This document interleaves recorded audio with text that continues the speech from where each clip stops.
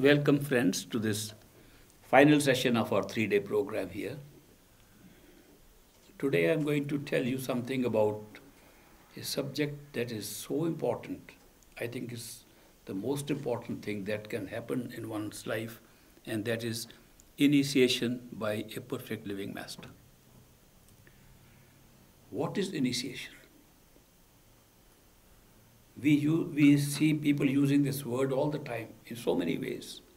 Initiate you into some new program, initiate you into this. The initiation by a perfect living master is something very different from all other initiations.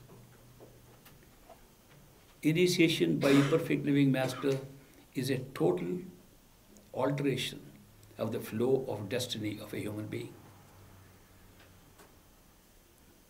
Our normal destiny is controlled by our own karma, by our own actions and intentions, and follows a definite pattern. As you act, so you will react. As you sow, so shall you reap. It's a very simple principle of the law of karma. But when you perform certain actions or create certain karma in one lifetime, how do we pay back? How is it determined how much of it you can pay back in the next life? How much of it will go into the reservoir or sinchit karma? And how much can we accommodate from previous lifetimes? What is the formula which is being used and who uses it? In the hierarchy of different levels of consciousness, we have different beings. Just like we are beings here, we have human beings. There are beings at all levels. And those beings are there because of their karma. With good karma, we become human being again and get a better opportunity to do things which are really important for us. With bad karma, we get caught up more and sometimes go into forms of life which are lower than a human being. It can go down to the level of plants and insects and animals and birds and reptiles, that we can take those forms. Each living being of whatever form is the same soul. The soul never changes. Soul is a unit of consciousness. Soul is a unit of life. Whatever lives has a soul. And whatever grows has a soul. So you will notice that this process of changing forms goes on with our karma. But you can do such good karma as to get a form above the physical level of consciousness. You can get a form in which you become entitled to stay in a heaven, in the astral plane. You can get a form in which you can rule over other people at other levels of consciousness, not necessarily the physical. The so-called various entities that are controlling physical activities from astral planes, those are also souls like us. But with their karma, they were able to ascend to those places.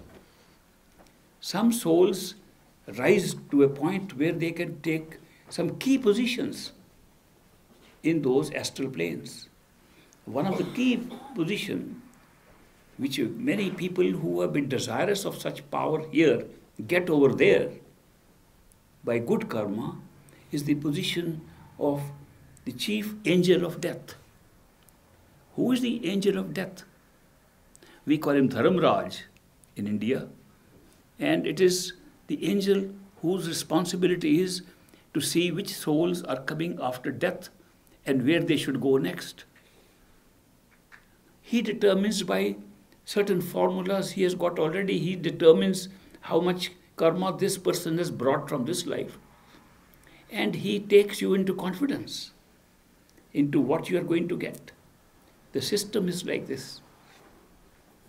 When you die, in the last moments of your life, the whole of your current life flashes in front of you, running backwards.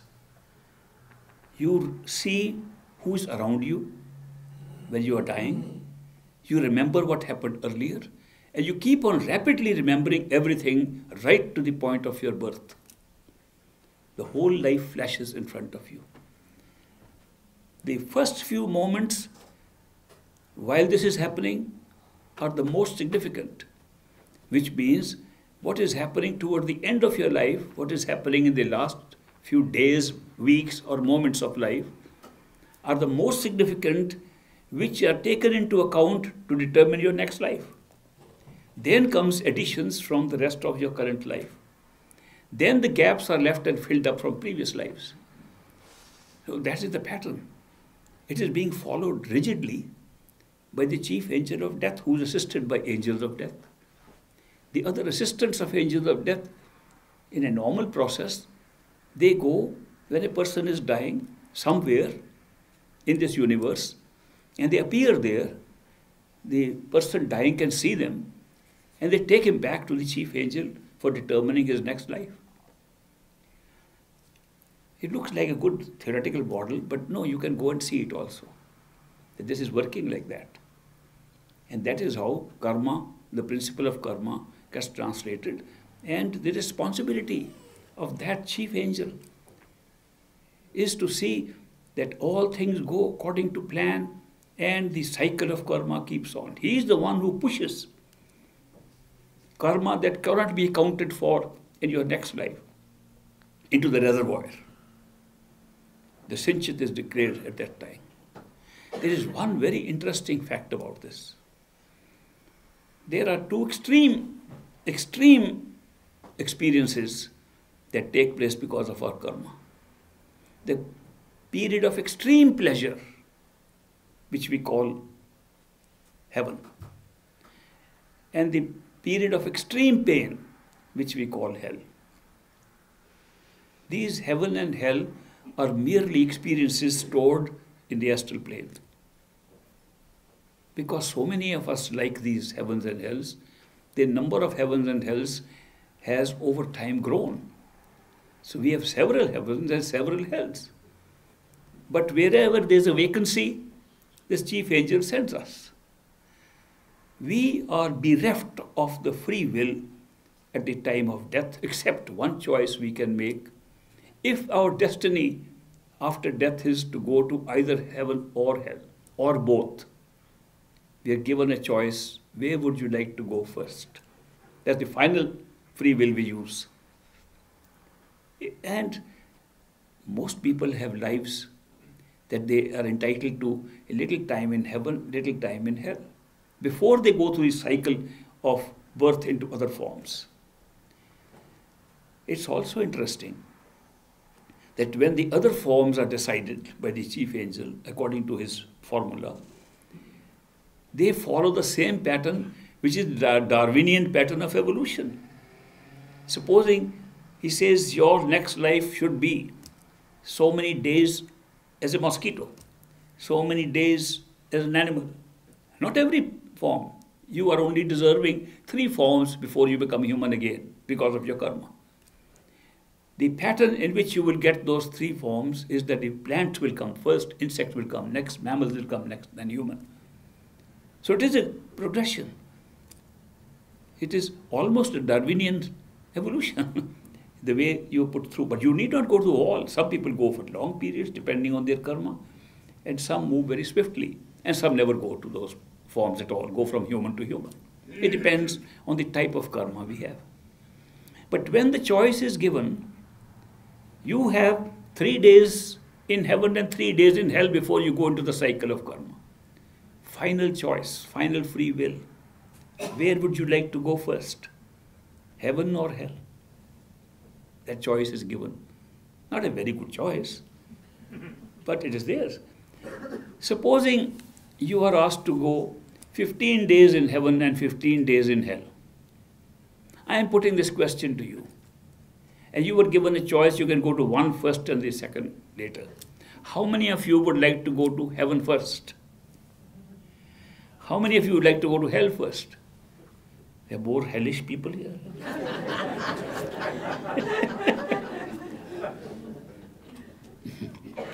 I understand the reasoning behind it.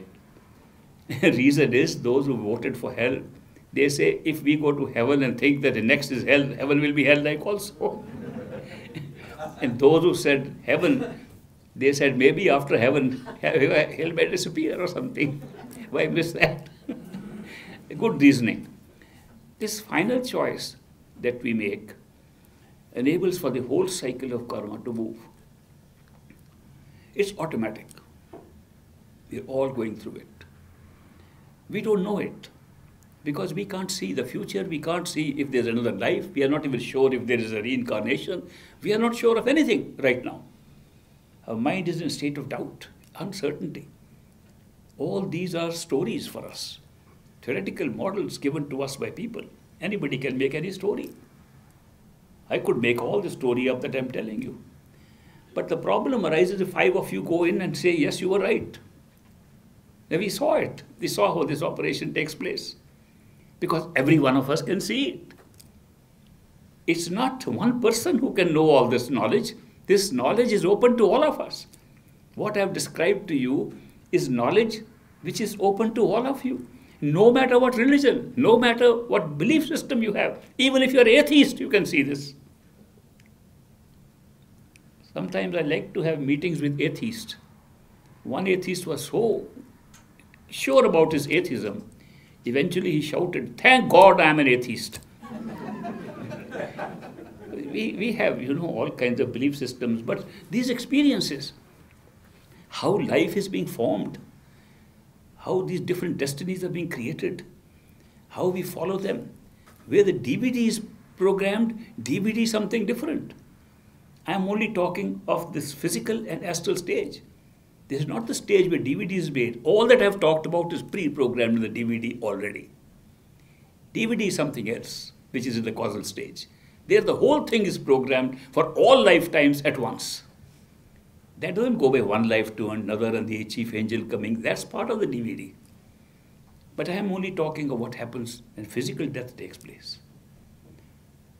What happens if a perfect living master who has achieved total enlightenment up to totality of consciousness, and when he sits in his human body amongst us, is constantly aware of all these levels of creation and how they are operating.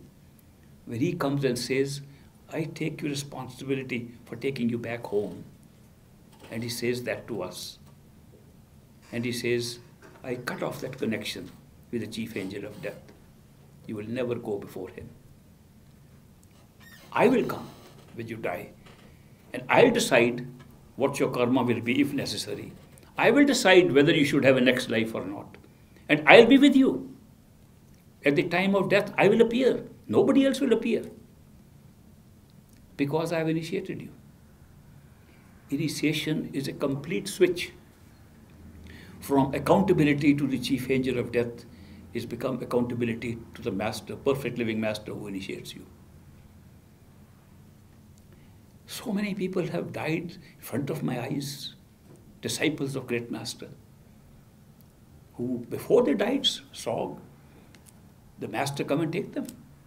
They were able to speak and tell me, "Master has come." Some of them have come and told me a week in advance. Master says, "After a week I'll take you." There was an American surgeon, Dr. Julian Johnson. He went as a missionary to India to convert people to the path of Jesus so that they could be saved. And he worked in the Calcutta region in eastern India. And he was converting people, but he had heard from 2 or 3 people in the United States, especially Brock family, who were the first initiates of great master in this country. He heard about the master in Punjab, in the Dera, and he said, "Something is pulling me towards him. From the stories I hear from them, it appears to me," Julian Johnson thought, "that it is true that Jesus came and he saved people because he was a master, but I can't believe that only one master ever came and left the rest of the world hanging into hell." It didn't appeal to him. He said, if God's children continuously come into this world, how is it possible that in all of history, in all of time, only one master came? And then he's there. Before him, nobody was saved. After him, those who believe in him and believe in him when he's gone, who believe with their mind that he's there, are being saved. All others are going to hell. Although he was a strong missionary, this part didn't appeal to him. So he said, let me go and check out who this man is. They call the perfect living master, the great master, Baba Sawan Singh. So he wrote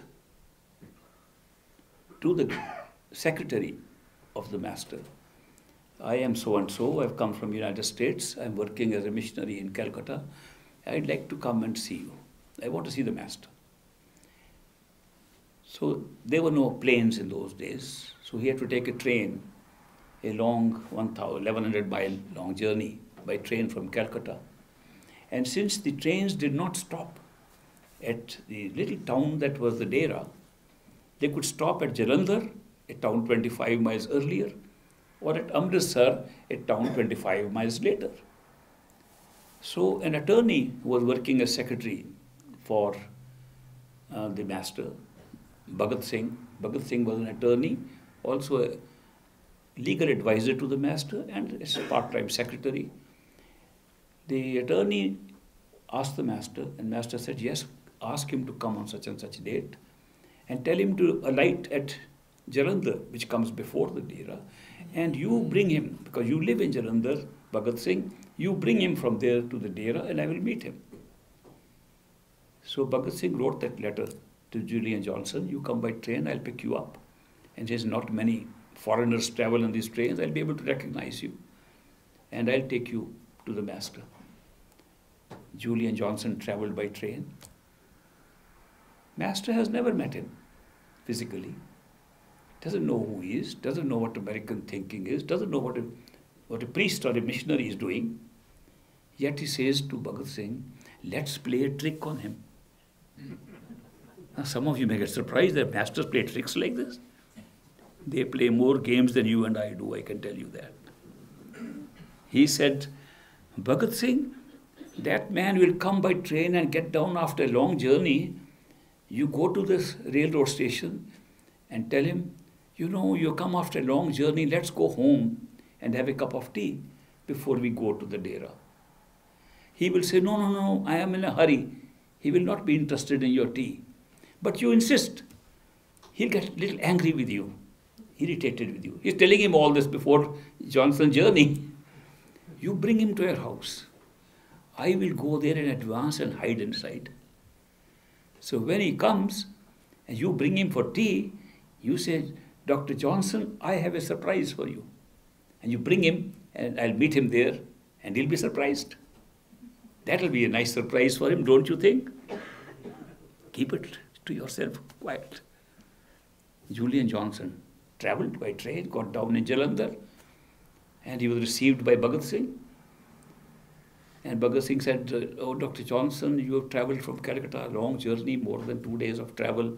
Let's go home and have some tea, and then we go. No, I am not interested in tea. I have not come for tea. I have only come to see the master. No, it's not. There's no hurry about it. You are going to come and stay here for a while. No, I want to go immediately. Don't you have your car ready to go? I have my car, but let's go home. So he gets angry, irritated, that what is this man understanding? He doesn't know what I'm seeking. He thinks I'm seeking tea. So he brings him home and he says, Dr. Johnson, I have a surprise for you. And he said, what is that surprise? He's still angry. And he opened the door and there's a great master sitting on a chair. And great master gets up and says, welcome, Dr. Johnson. He was overwhelmed. He said, Master, you came here to see me? He said, I only traveled 25 miles. You traveled thousands of miles. I just did a little for you. Come sit down with me. And Julian Johnson sits down there, forgets about the tea. They all forget about tea. And he sits there for about 2 hours. And then they go to Dera, he stays in the guest house, and he has a small typewriter, old type of typewriter. And he types out a letter. And he writes the type, makes a copy, and mails it to America. I had a chance to see that letter. In that letter he writes, I have met the master only 2 hours. I did not have time to ask him any questions. But his very presence has given me that, which even if I got nothing else, my mission has been accomplished. So you can imagine the kind of seeker he was, that just by meeting him and spending time with him and just looking at him, he had such a great feeling about it. When he went there, he stayed, he meditated, he wanted to try this method completely fully. He found that there were some sadhus who were meditating in caves along the bluff of the river Beas. He went and built his own cave. He dug his own cave, made a nice little place, put a mat on that. And since people disturbed him, who is this American who has come and sitting in these caves? These are all old yogis who are sitting there. Sadhus are sitting there. So he put a little wooden door also. And he would block the cave, sit inside in darkness and meditate. 2 hours, 3 hours, 4 hours, 8 hours, without limit of time. And had great experiences. He was so ready for this kind of thing inside. He was initiated almost immediately by great master, and he practiced this initiation, he practiced this, and he got wonderful ideas. He was curious about some things. He was curious, like many of us are, about past lives. So he went on checking his past lives. He saw all his lives, right up to the caveman. And he did something, he almost destroyed his own child by throwing in a well as a caveman, which reminded him how several karmas later on fitted in with that act after many lifetimes. He saw so many things. He became a good friend of mine. I was young, but I was speaking English. Unlike many other kids there. I was going to an English-speaking school. So we would walk together to his cave. And when great master used to go sit near the river, we would walk together. He told me all these stories. He told me how he was in the beginning asking great master to help people in America for their physical things. That person has gone into bankruptcy, please help him. That person is very sick, please help him. And then he realized the importance of a mixed karma. And then after that didn't want to go and ask him anything. But in course of time, in a few years, he was pretty old when he came. He didn't have a chance to spend his whole life with great master. He spent just a few years. He was already so senior. He accompanied great master to a hill station in Kashmir. That was a very great holiday resort for people, as it still is. And he went there. And there was a photo shop called Mahata and Company, a photo shop. And this Julian Johnson wanted to take a studio photograph of the great master, so he can send him back to send the photograph back to United States. So he went to the photo shop. The photo shop was on the river. There was a river opened on the bank of the river in front, and the bottom was at the lower level behind on the street. So there were 2 levels. The lower level was where the studio was. And the upper level was where the retail shop was, where they sold cameras and films.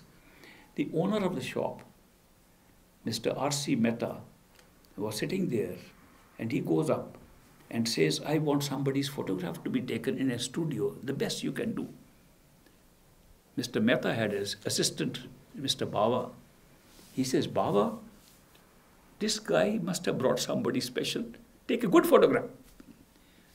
Mr. Mehta is thinking he has brought some nice Kashmiri girl and dressed up in Kashmiri clothes and want to take a picture with her. So he told Baba, take a good picture. Picture was taken in the basement, and Mr. Mehta didn't know whose picture it was. He said, come and pick up the prints after 3 days. And they developed the prints and lodged them.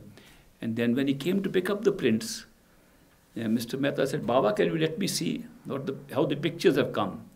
When he saw, he said, what? You took a picture of an old man with a white beard?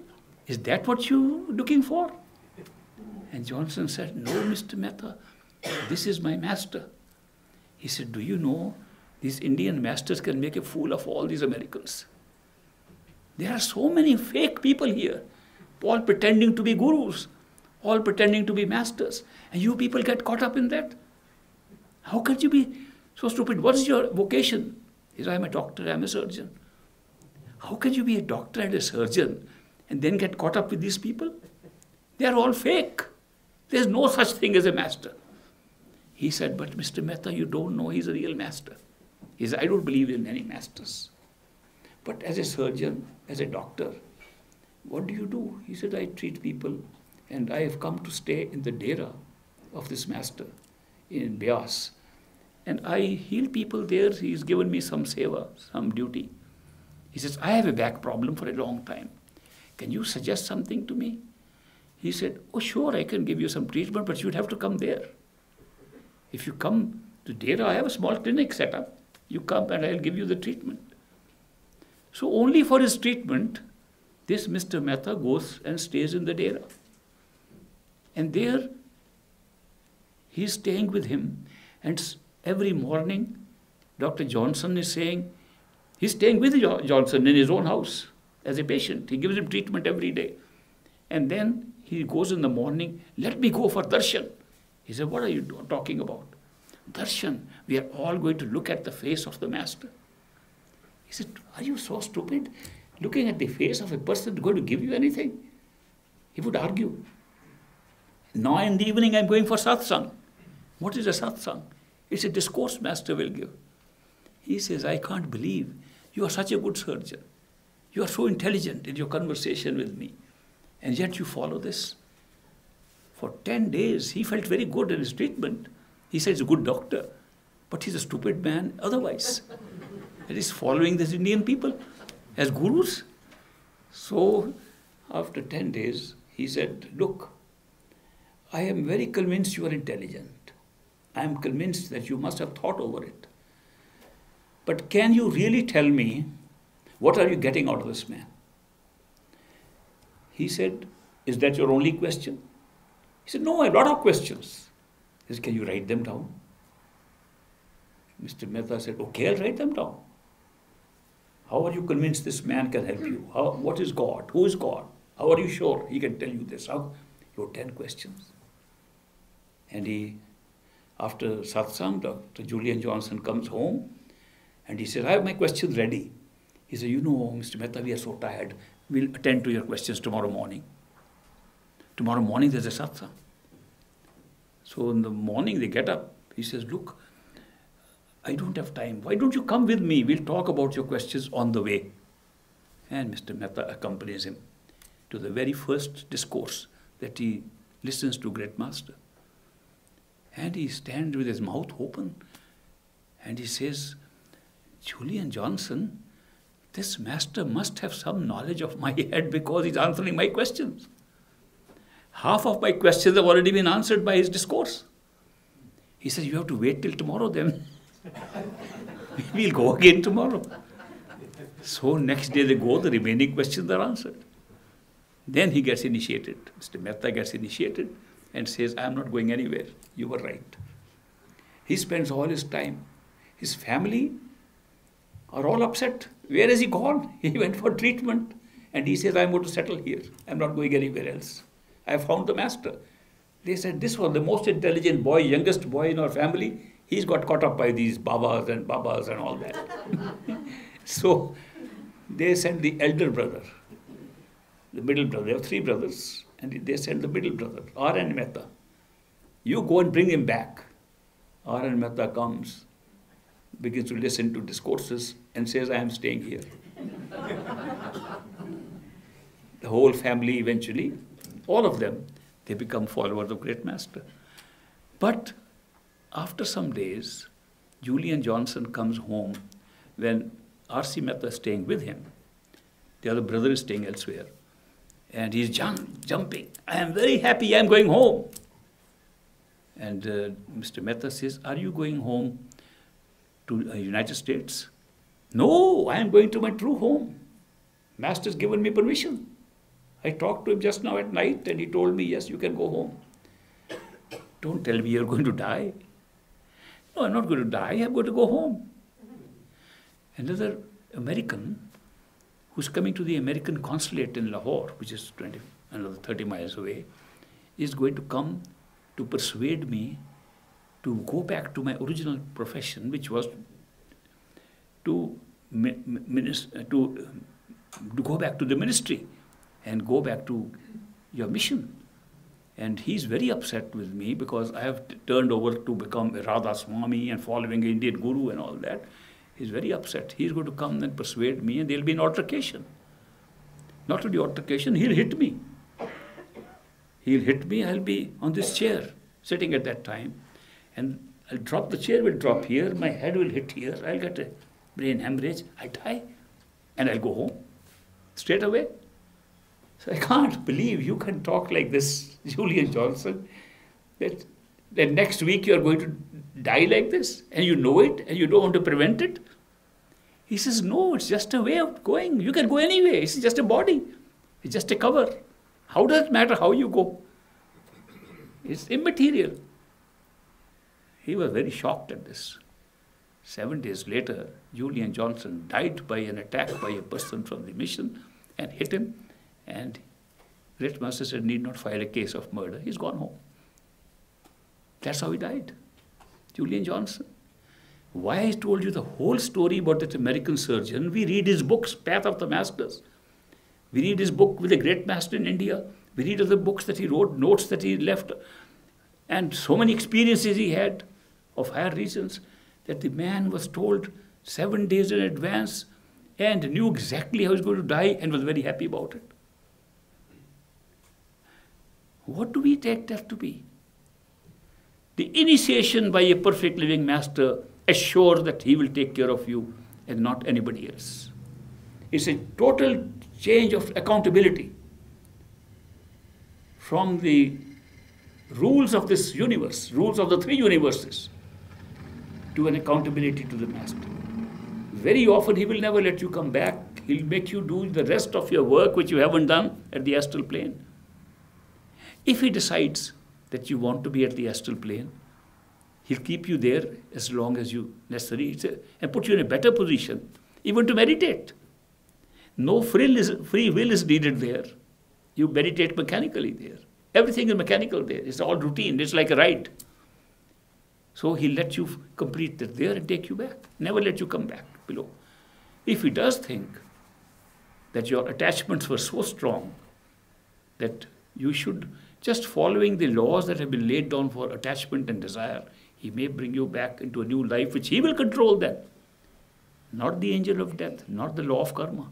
He determines what karma from this one life should be there and make it a better life for you to complete your work and go back home. Initiation is not teaching you something.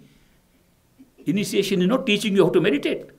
You can learn from books. You can learn from thousands of teachers who teach the same thing. Initiation by a perfect living master is taken a complete responsibility for the soul of that person and take it back true home. Initiation does not mean telling anything to a person. There was a very poor, uneducated villager living several miles away from the Dera. And he had a dream in which he saw Great Master. And he was so pulled by it. He said, I have to go and see him. And he had no money to travel, to buy a bus ticket. He traveled on foot, carrying a little bag of his few clothing and few belongings on his back. And he's traveling full of dirt, dust on the way. Almost a month it takes for him to reach the Dera. When he arrives, it's evening time, and Great Master is just coming out of his house. I was at that time standing on one side because we were all standing like this, folded hands, which was normal. Great Master comes out, and we knew he was going to come out at that time for a little walk or something, and we would all stand. He was standing, and this man comes. Great Master just steps out of the door of his house, and this man runs because he sees the same man that he saw in the dream, throws his bag, falls at his feet, says, give me Nam Dan, give me initiation. And Great Master, seeing him first time, says, what, once again? We are all shocked to hear that. What, once again? Oh, then he says, you were initiated when you left your village. But you mean just the instructions how to meditate I'll give you tomorrow morning. Initiation does not mean telling you how to meditate. Initiation does not mean giving you 5 words to repeat or any mantra to repeat.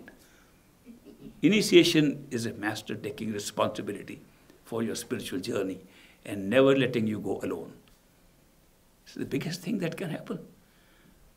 I have looked at all possible great things that can happen in one's human life.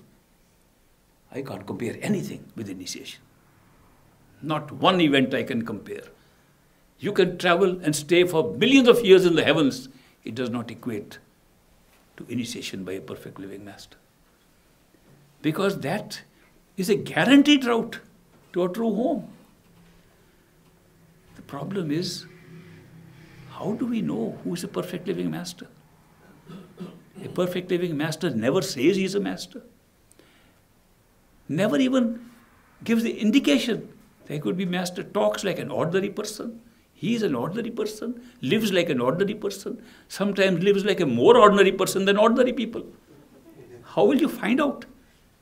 On the other hand, there are many who are speaking about their mastership and they are no masters. Like yesterday, that question was put, why do enlightened people push people to be enlightened? I said they can't be enlightened if they push people. How do we know who is a perfect living master? There's no way we can know it. The mind is incapable of knowing. The eye is unable to recognize a perfect living master. Only the soul can recognize a perfect living master. Only the soul that is pulled by unconditional love can know who is a perfect living master. If the soul is not pulled by the unconditional love of the soul of the master, there is no certainty at all. And even when the soul is pulled by the perfect living master, who is your master, in whose list you are, whose marked sheep you are, the mind still keeps on coming in the way, keep on arguing, creating questions, doubts, all the time. It's amazing that with such powerful minds, which is a constant obstruction to belief, constant obstruction to faith, the master's love can still pull us beyond that mind.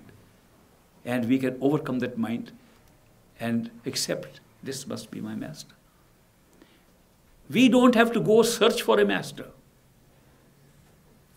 We have to be ready for a master. If a master knows we are his marked sheep, if he knows we are his marked soul, and he can't find us, how can he be a master? If a master cannot find us, no matter where we are, how can he be our master? It's the master's job to find us, not ours. We don't have the capacity to find a master. Master finds us. How does he find us? He's just a human being, just like us. Does he go around searching with a magnifying glass, where are my marked souls? No, he doesn't. He has another magnifying glass. It's called coincidence. Coincidences happen. And we run into the person who turns out to be a perfect living master. He knows all the time what he is doing. And we say, I don't know why this happened. I don't know why I picked up that book. I don't know how this person came across me. I don't know how he told me this thing. I don't know how I traveled there. My plan was something else. So-called coincidences. And the coincidences lead us to a person whose soul affects our soul. Mind is still fighting. Soul is being pulled. And ultimately, what pulls us? The unconditional love of a perfect living master. I have tried to find if there is unconditional love in this world. It does exist somewhere. Very rare. All the love I have seen is conditional. If you love me, I will love you. You start hating me, I can't love you anymore. And what have you done for me lately that I should love you? I have always expectations. We are expecting in love. How can you have love and expectation at the same time? These attachments we call love. Infatuations we call love. In every one of these experiences of attachment and infatuation, the I is always ahead of you. You will see that. I love you, I love you. When I hear people say that too much, I think of Shakespeare's words, "Methink the lady doth protest too much." There's too much talk of this, I love you. Because there is no love. It's an insecurity speaking up. I want to be secure. Are you still there? Are you going to run away?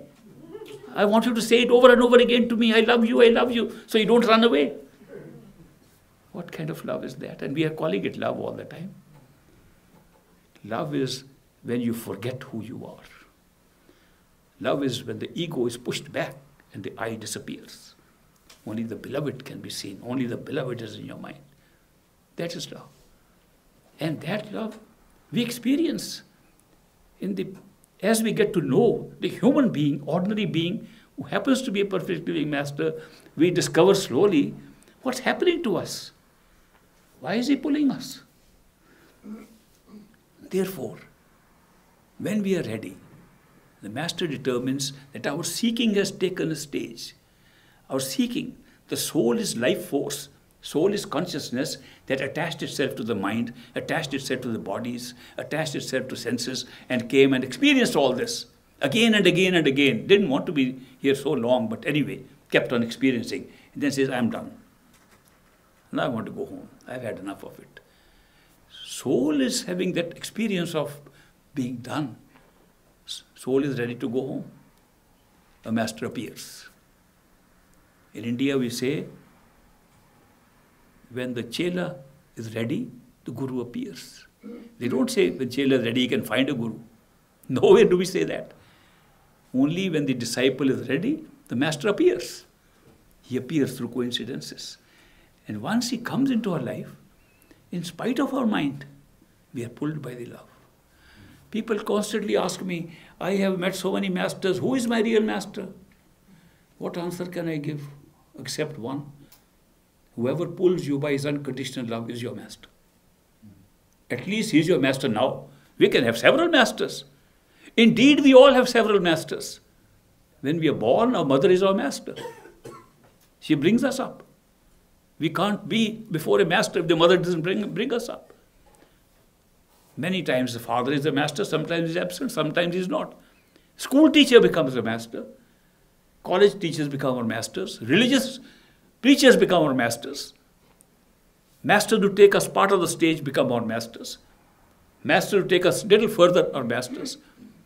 How do we know when have we found the final perfect living master?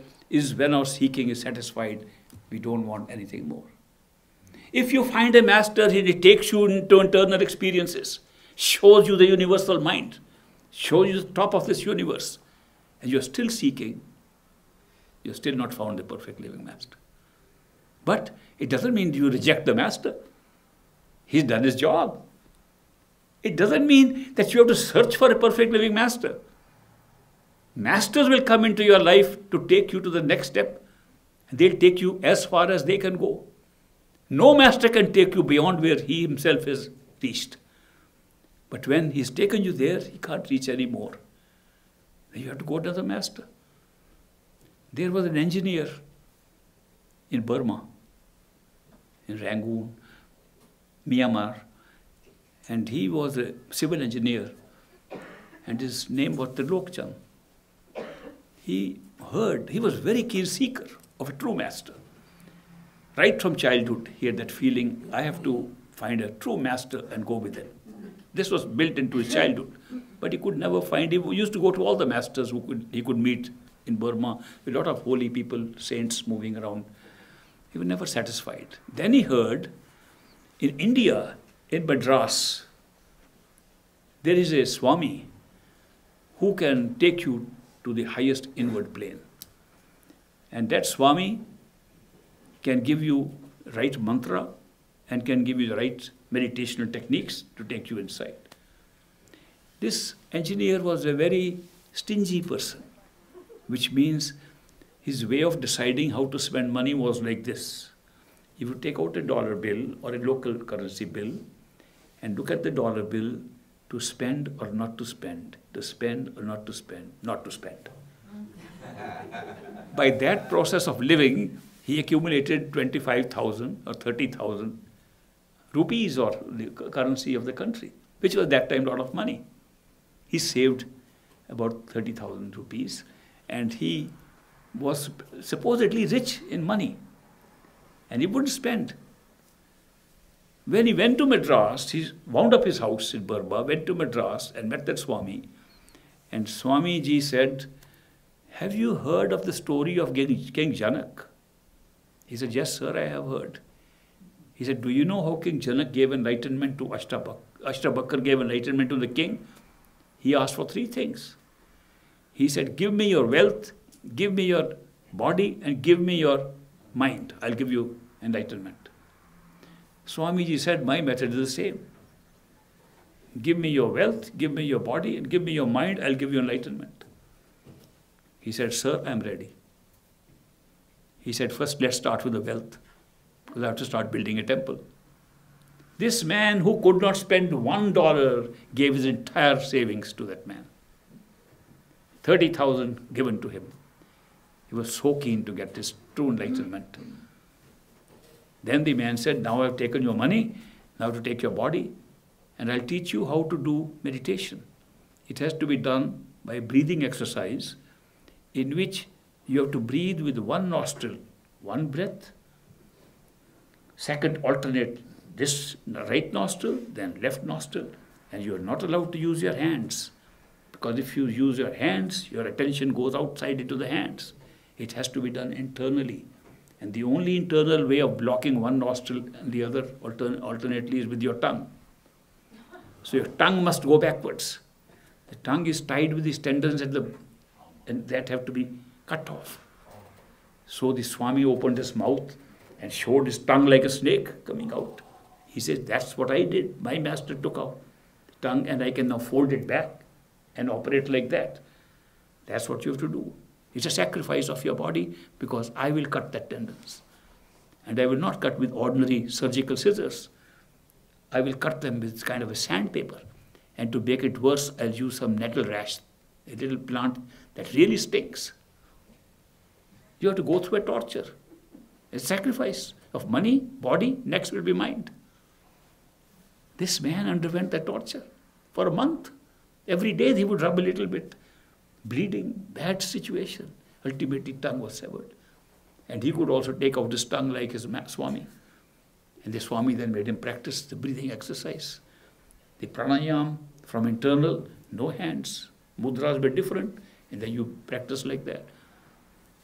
After all that torture, he said, now give me your mind. And he taught him how to raise the attention through the breath work, holding the breath. Inhale, exhale, hold, inhale, exhale, hold, and put your attention there. Trilok Chand tried all this system. And he saw some flashes of light, he saw a little bit of out-of-body experiences, not too much, but he was not satisfied. He said, Swamiji, I like what you gave me, but this is not what I'm looking for. Swami said, what I could give you, I've given, now you find some other master. Eventually, this man, Trilok Chand, found great master, or great master found him. And he got initiated. He was so happy. One day in an evening meeting, where some of us used to gather around great master, I heard him speak to great master. He said, Master, had I known you are the real master, I would not have given away my 30,000 bucks to that guy. Great master laughed. He said, Trilok Chand, you don't know, when you came to me, I transferred those 30,000 to my account. You lost nothing. And then master explained. He says, you did not waste your time there. You had to go through that process. Then only you were able to realize how important it is to get the initiation from a perfect living master. Nothing is wasted on a spiritual path. You had to go through that. And all the work you did, not only 30,000 rupees, all the work you did, all the sacrifice you made has accounted for what you're going to do here and get here. So do not ever worry. Am I finding real master? Am I finding wrong master? You are finding the right master for the right time. And if your seeking continues beyond what you get from a master, a perfect living master is bound to find you. Nothing to worry, just be a seeker. Don't have to worry about finding. Give up that idea that you can find. You cannot. Only the master can find you. And when he finds you, it is unconditional love. It may be felt day one, maybe felt day two, they felt after a month, depending on your karma, depending on the level of your seeking, the intensity of your seeking, it will take longer. When he initiates you, the count is done. Nothing to worry after that. We like to worry even after that. We have got such worrying minds. I don't know why we worry, but we worry. Said the robin to the sparrow, I wonder why these human beings fret and worry so. Said the sparrow to the robin, I think they don't have the Lord that takes care of us. Maybe they don't have a Lord like that to take care of them. Therefore they worry. If somebody is taking care of us, how can we worry? I went to a church in Rochester, taken my wife for a checkup, and we go to St. John's Church. And that day, a particular note was put up there.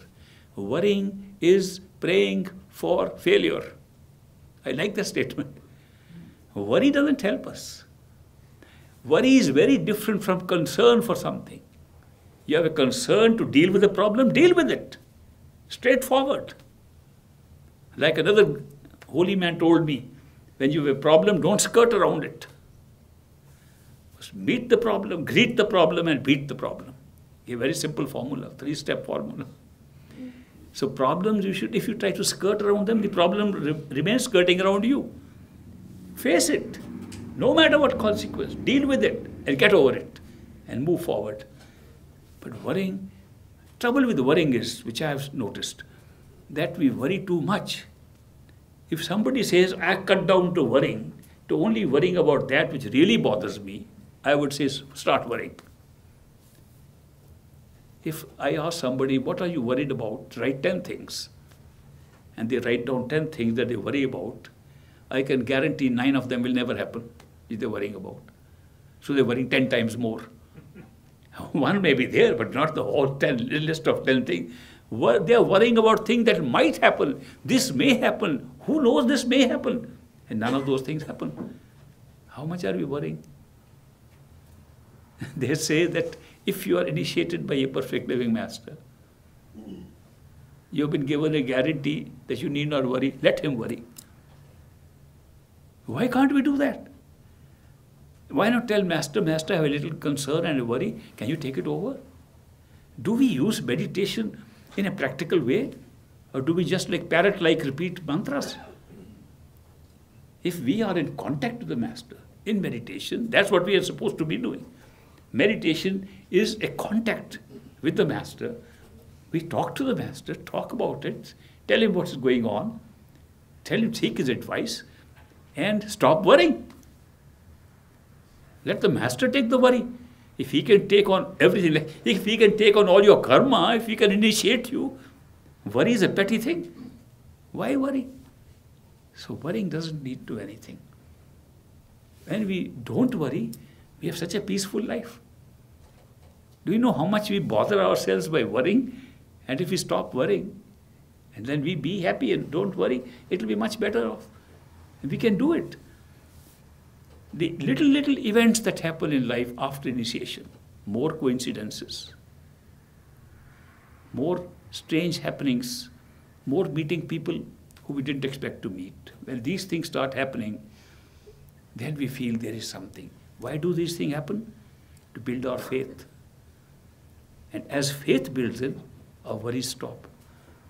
The greater the faith we have, the less the worry. So when faith is unshakable, there's no worry. Because we know who's taking care of us. This spiritual path is not merely a ground for learning a method of meditation. It's not something, it's much deeper, much bigger than that.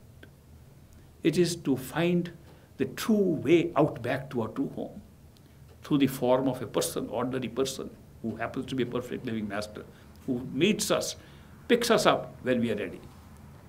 So all I can suggest is seek in your heart. Need not shout for that seeking. It has to be only in your own mind and heart that you seek. I am done with this, I want to go home, that's all. And you will be taken home. Whoever seeks will find. It's definite. That seeking is important. Through initiation by a perfect living master and the power of a master, we only discover after we go in and see what he has given us. Sitting outside, we don't know the value of initiation. But the further you go deeper, you'll find master is a permanent friend of yours. A permanent friend who will never leave you, never give you loneliness again. Even when you reach home, where they say there's only one, you and the Master are one, and you're not alone even then. It's a unique state. So I hope that these 3 days I spent with you were useful and will help you on your spiritual journeys and on your quest for the truth, which is all inside you. Nobody can pour it from outside. So it has ought to be found inside. Even to recognize a master, truthfully, you have to go inside. To know if you're initiated or not. Some people are not sure. Are we initiated? Go inside and find out. Initiation has not taken place in the physical plane anyway. Initiation takes place at the 10th door, inside. If the master waits for you, he initiates you there. You want to know you're initiated? At least take some, which you can. Anybody can. Without initiation, you can. You can pull your attention behind the eyes, no matter what. Go there and check it out. Are you initiated? Or, with the external evidence piling up, with all these coincidences happening, build up enough faith to say, I have the faith, now I'll go in and see if my faith is justified. But don't underestimate a master, nor underestimate the power of initiation. It's the best thing that can ever happen. I'll be ending this session with you today, and we have Prashad. Some of you are leaving early, so we decided to have the Prashad before lunch.